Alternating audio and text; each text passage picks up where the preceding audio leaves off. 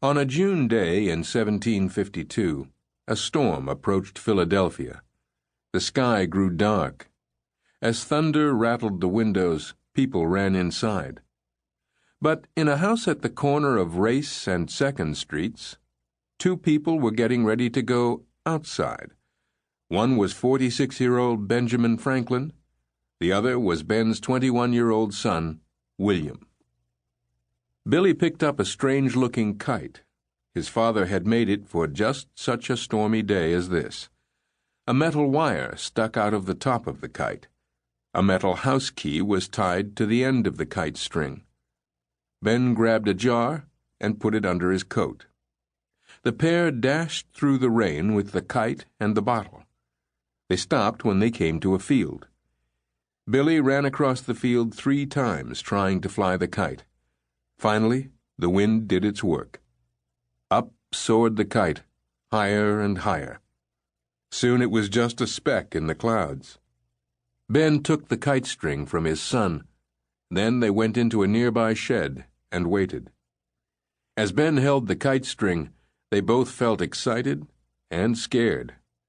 With his son's help, Ben was trying to answer an old question. Were lightning and electricity the same thing? Ben suspected that they were. He hoped that flying the kite in the storm would prove it. Ben believed that electricity in thunderclouds could cause lightning. The wire on their kite would draw electricity from a cloud, Benjamin hoped. The electricity would run down the kite string to the key. There it would make a spark that he would feel. But the experiment was dangerous. What if a giant lightning bolt struck the kite? The current might kill Ben, and perhaps Billy as well. As the lightning flashed nearer, Benjamin touched the key. He felt no electric spark. He tried again. Still he felt nothing. Finally, the storm seemed to be overhead. Ben and Billy held their breath as a black cloud swallowed the kite. Benjamin pressed the key. Nothing.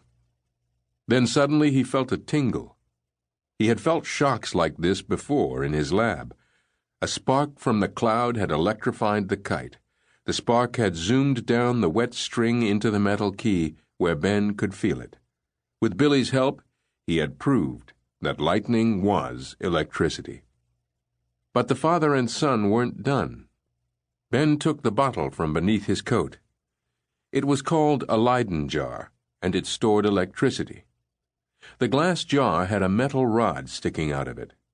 Ben touched the rod of the Leyden jar with the key. The electricity flowed from the key into the bottle. When he finished putting the electricity into the jar, he reeled in the kite.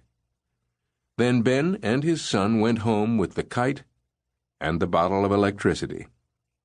News of the experiment spread. Ben Franklin became famous for proving that lightning was electricity. But he wasn't satisfied. Now he wanted to make lightning less dangerous. Within a short time, he invented the lightning rod. A metal rod was fixed to the top of a building. When any lightning hit the rod, it would run into the ground through a wire. The building and the people inside would not be harmed. Ben placed a lightning rod on his house. By the end of 1752, other Philadelphia buildings, including the state capitol, also had them. Lightning rods were later put up around the world. The kite experiment made Ben a famous scientist.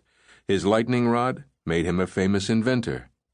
He was showered with medals and awards. Because Ben had made lightning less of a danger, some people called him a magician or wizard. People who knew him laughed at such talk. To them he was the same Ben Franklin they had always known.